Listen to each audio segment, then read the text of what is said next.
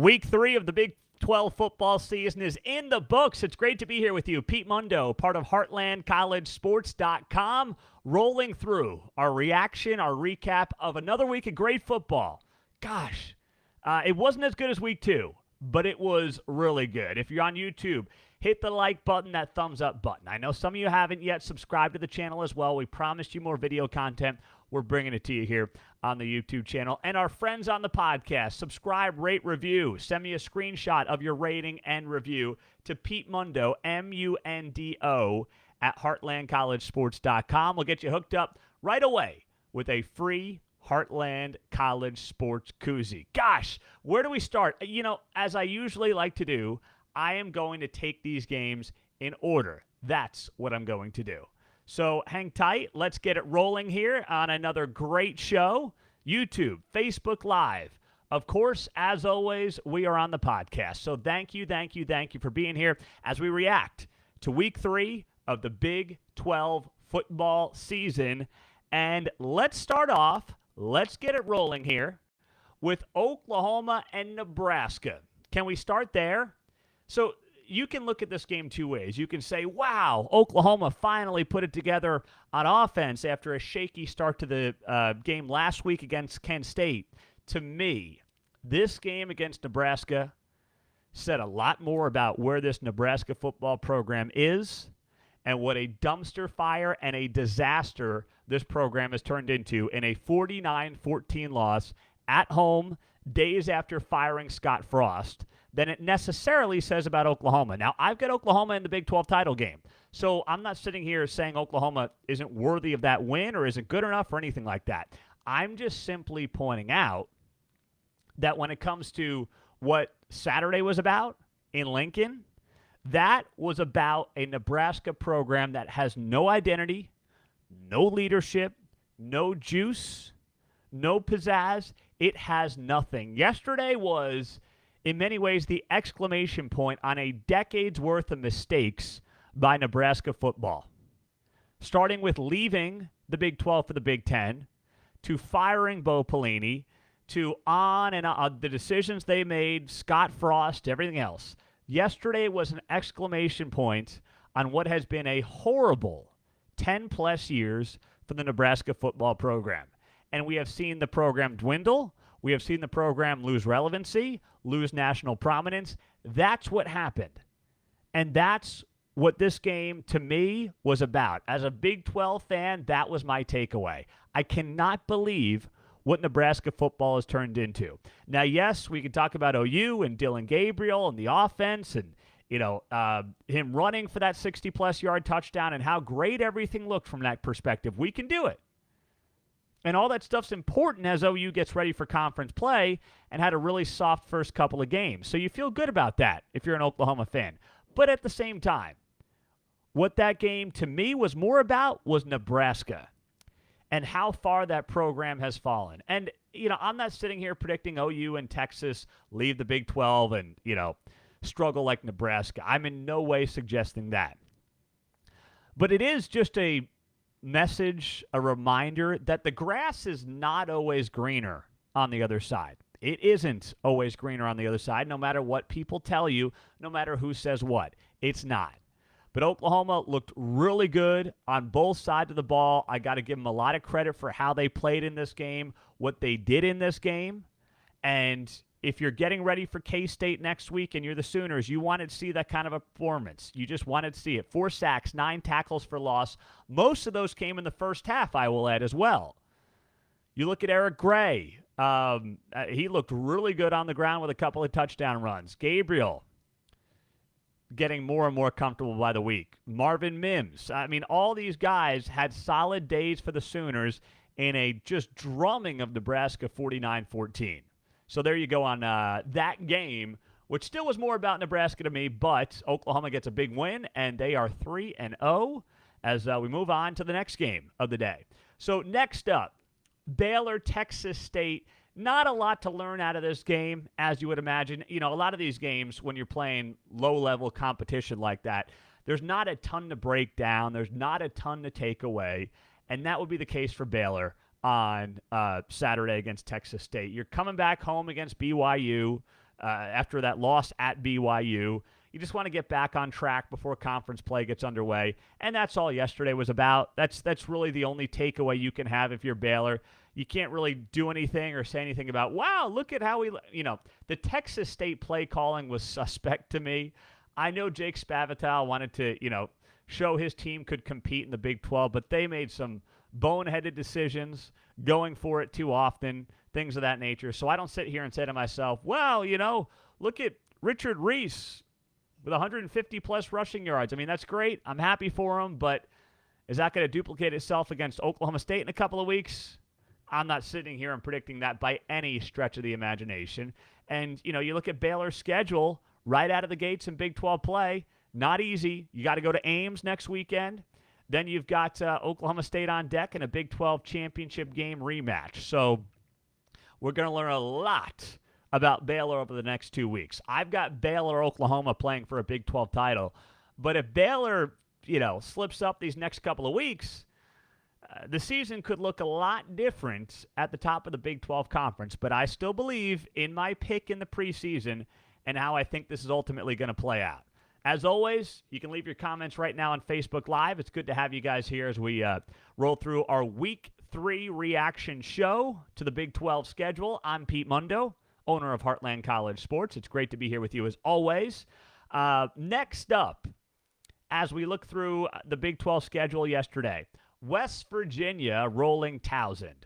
You will learn nothing from this game. You want to say Tony Mathis and C.J. Donaldson rushed for over 100 yards and J.T. Daniels looked good, and that's all great. It's all well and good. Does it mean anything against Towson? No. If you want to be encouraged by something for the Mountaineers, here's what you can be encouraged by. You can be encouraged by the fact that the offensive line got pushed up front. West Virginia averaged 7 yards per carry after averaging 3 yards per carry against Kansas last week. That's a good bounce back. You want to see that as you get ready for Virginia Tech on a short week, but am I taking anything away from that? I'm not. You can't. You can't take anything away from a West Virginia team that, ends up smoking Towson as they should, 65-7. For a couple of days, it maybe cools off Neil Brown's seat, but I'm talking like a day. If he goes and loses to Virginia Tech and he's 1-3, and maybe you can find a couple of Big 12 wins, and Neil Brown finishes 3-9, he's done at West Virginia, barring something unforeseen, unless the program and the boosters decide that they don't want to pay the buyout, which is pretty significant. So, this game was nice. You get it. You use it as a confidence booster and you move on. But that's it. That's the only thing to take away from this game on Saturday for West Virginia. That's it, as they played Towson. I wish there was more to add to all of this. Well, you know what? Let me add something. ESPN Plus. The audio on ESPN Plus was skipping for most of the first half. I'm bouncing around. I got 3 games going on, trying to obviously follow this entire conference. I couldn't listen to the West Virginia game. I just put it on my phone on mute because the video was clean, but the audio was skipping. The broadcaster's audio was skipping. You're charging people $9.99 a month, and they're going to use it a couple times a month to watch their favorite team. And the broadcast quality, not just from an audio and sometimes video perspective, is subpar. As someone who does this for a living, the broadcasters there's a lot of amateur hour broadcasts going on. I'll just put it that way. By day, I host a morning show in Kansas City on KCMO Talk Radio. And then I'm the program director for the radio station as well. I used to do play-by-play when I worked in Oklahoma. And then when I was in New York for a few years, I did Wagner College play-by-play. And I'm not saying I was the best play-by-play guy ever. I wasn't. It wasn't as much my strength. That's why I'm in the talk world now. But I'll tell you this much. Good play-by-play. And there is a lot of mediocre, at best, play-by-play and color taking place on ESPN Plus. I know it's hard to find good guys, but gosh, between the audio and or video sometimes not working and the quality of broadcaster, it is not living up to the product at the cost that it now is for people at $9.99 a month. And the more games are going on there, there's a lot of Big 12 content on there too. So that's the frustrating part as well, I know, for many of you. So they got that eventually solved. I don't know if it was end of the first half, maybe early in the second half, but that was a tough way to watch a game. If you're a West Virginia fan, you look forward to this game every week. You got 3 to 4 hours every week to watch your team play football, and you got a broadcast that isn't working. It's just disappointing. ESPN's got to do better with that product at ESPN Plus. Way better. Next up was Iowa State's beating up on Ohio 43-10. Another game, like many of these thus far, where you say, okay, take the win, run with it. Iowa State is in a good place at 3-0 on the season. Hunter Deckers threw 3 touchdowns, 270 yards. Jarrell Brock did his thing on the ground. So, and Xavier Hutchinson, of course, I mean, it feels like every week Xavier Hutchinson has the following stat line: 9 or 10 catches, 90 to 100 yards, and at least a touchdown. Like, that's what you've got to feel good about. Now, you want to see, I think, still more, and improvement from the offensive line. You want to see the secondary continue to mesh and get better. But for Iowa State, you're going to learn a lot more about this team coming up, because Iowa State is taking on Baylor this weekend at home. And then they go to Kansas, which suddenly looks like a really interesting game. So go figure on that. That is going to be a heck of a lot of fun to watch unfold and watch play out. Pete Mundo, HeartlandCollegeSports.com. It's good to be here with you. So before we continue with our reaction show to Week 3 in the Big 12, how about our sponsor? People ask, Pete, how do we support the show? Very easy. Support our sponsor. And the sponsor for this show is DraftKings. Right now, use our promo code if you're in the state of Kansas, which just brought on sports betting. In the state of Kansas, download the DraftKings app right now. Use our promo code HCS for Heartland College Sports to get $200 in free bets instantly when you place a $5 bet on anything. That's code HCS only at DraftKings Sportsbook, America's top-rated sportsbook. Once again, that promo code HCS with the DraftKings Sportsbook app now in Kansas. Gambling problem? Getting help's your best bet. Call 800-522-4700. 21 plus, physically present in Kansas. Eligibility restrictions apply. Bonus issued as free bets. 1 early win token issued at opt-in. Moneyline bets only. Deposit and wagering restrictions apply. Eligibility and terms at DraftKings.com/Kansas on behalf of Boot Hill Resorts and Casino. Next up, let's talk about the Kansas Jayhawks. Let's talk about KU, baby. KU, what a team. What an early season. They are 3-0 for the first time since 2009. KU has hit the over on win totals, which was 2.5. Now, I picked the over for Kansas at 2.5. I didn't think it hit by mid-September. I completely admit I didn't think it hit by mid-September.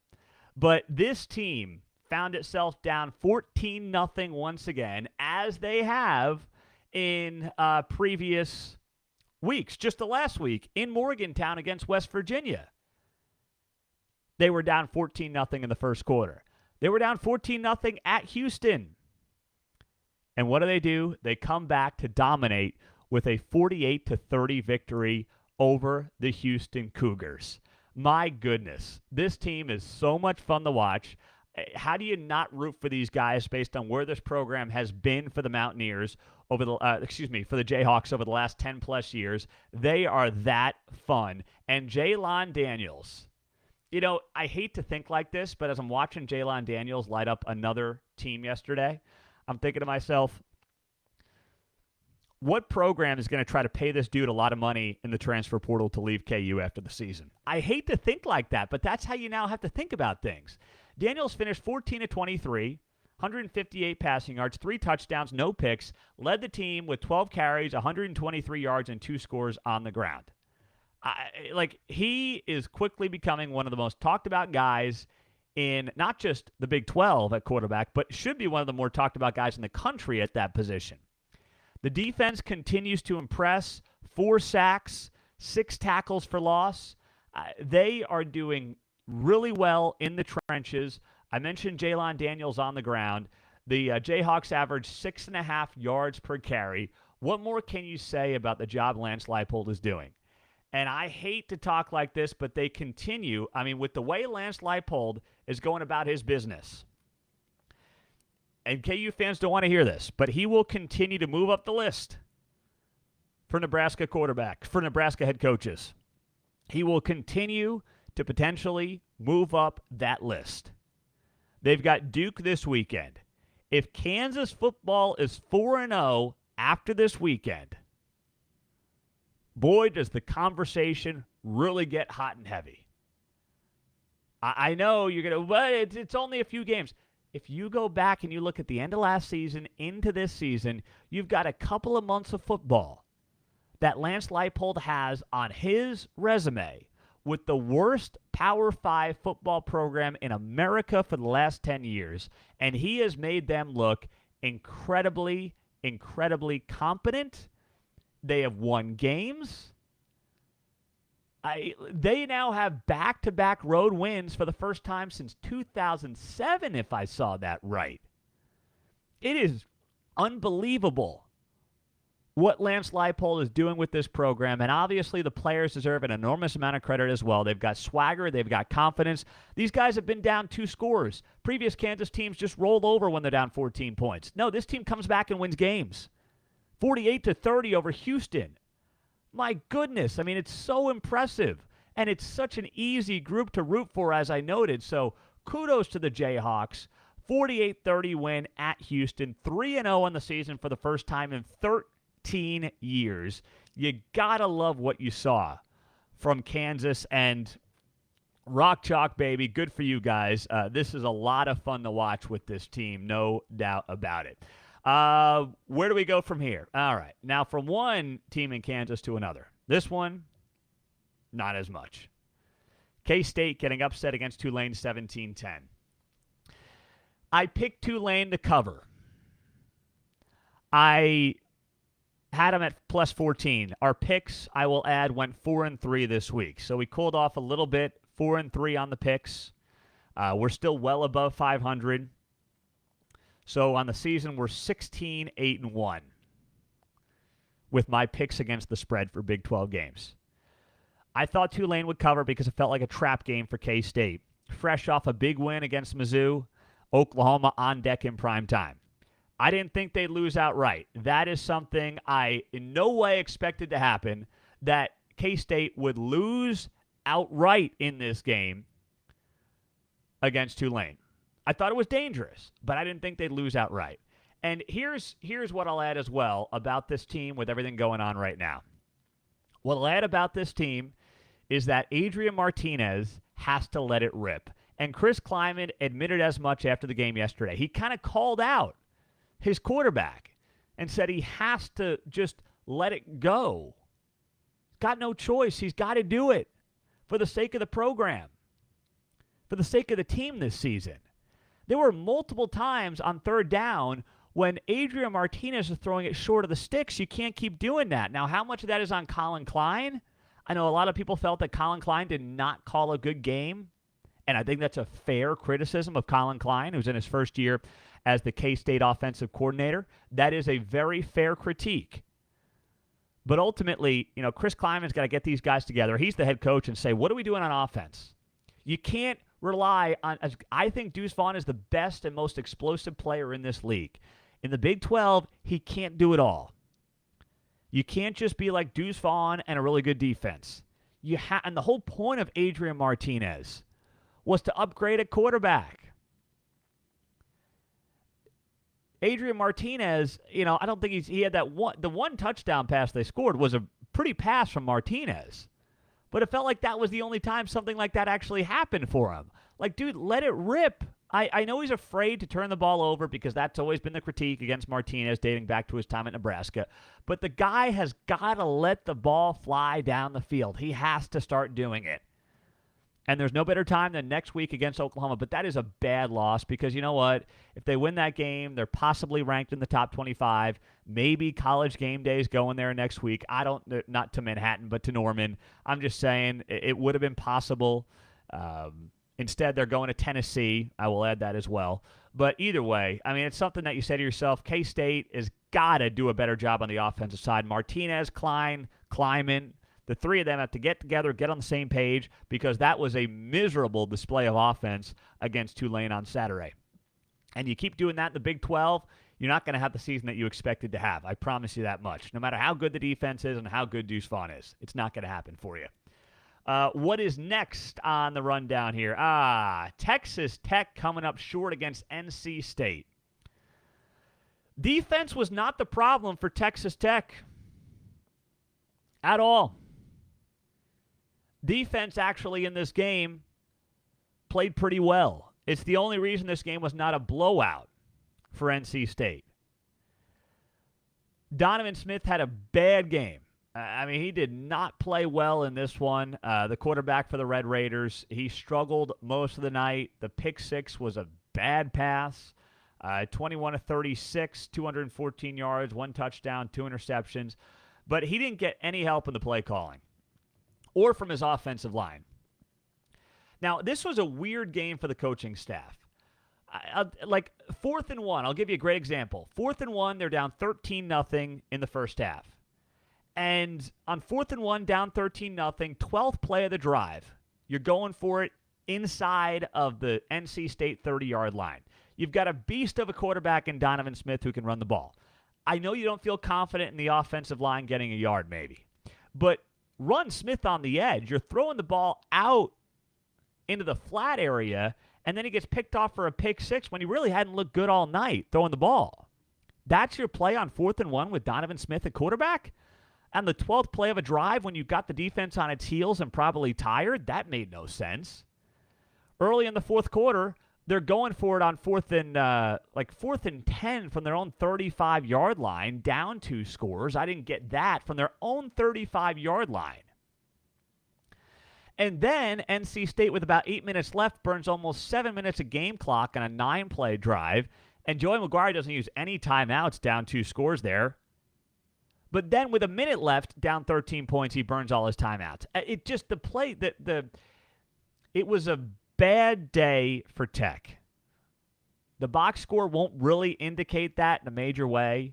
But, you know, you had the Bryce Ramirez ugly injury. You had suspect head coaching decisions, play calling decisions, bad quarterback play.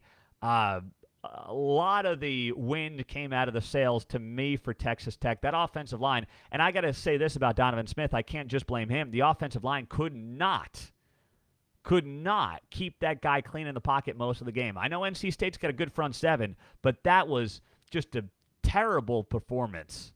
And we knew that there were going to be issues with that offensive line, but that was a tough watch if you're a Texas Tech fan. And the box score won't do that game justice at all. At all. The other 2 games in the Big 12, Oklahoma State rolling Arkansas Pine Bluff 63-7, exactly what you would expect there. Not a whole lot to take out of the game for Oklahoma State. Spencer Sanders was done basically at the end of the first quarter. The guy played the first quarter, and that was it for Spencer Sanders. Threw 4 touchdowns, jumped out to a 28-0 lead. Red hot start, and you saw some of the young guys step up. You saw some of the future of the Cowboys with guys like Ollie Gordon at running back leading the way. You saw a great touchdown catch from Talon Shetron out of Edmond, Oklahoma.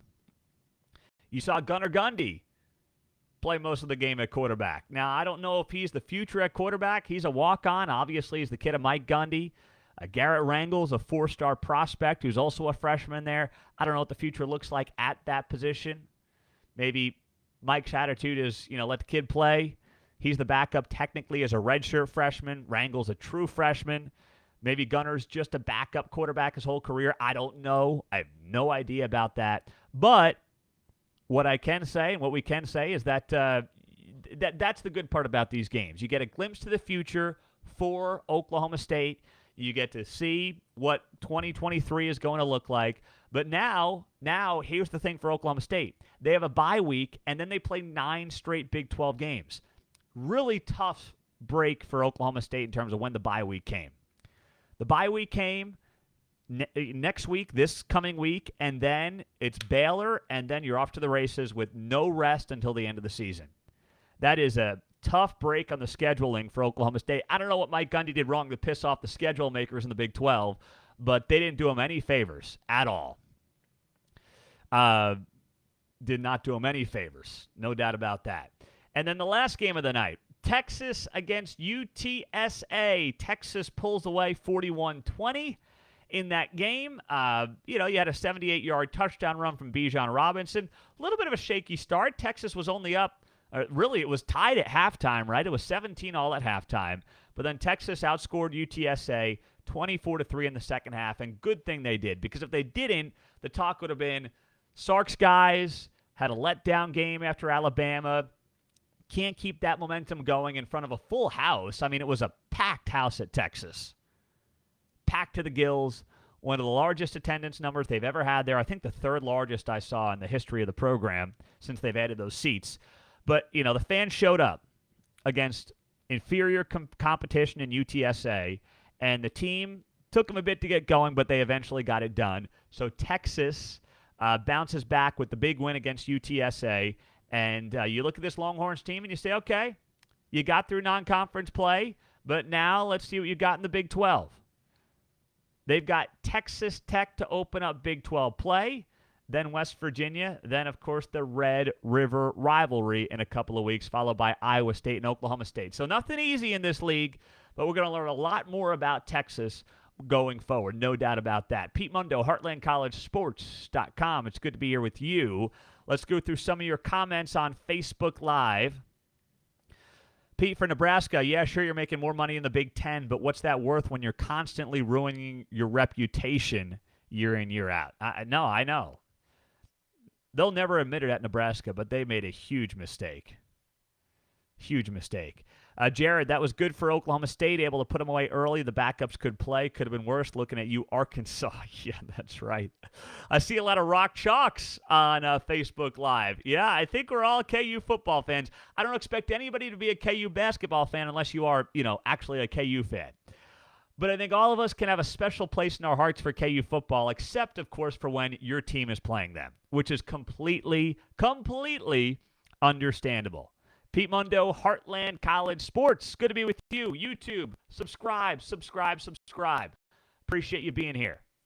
Thank you to Facebook Live as well. And, of course, to all of you on the podcast. You are our bread and butter. That's why we've got the free koozies for you. If you subscribe and rate and review to the podcast, send me a screenshot to Pete Mundo, Mundo, at HeartlandCollegeSports.com. We got a sweet Heartland College Sports koozie for you that I will personally put in the mail. I got 200 sitting right here in a box next to me that we send out every single week. Thank you guys for being here. Don't forget about our friends at DraftKings. If you are in Kansas right now, use our promo code HCS.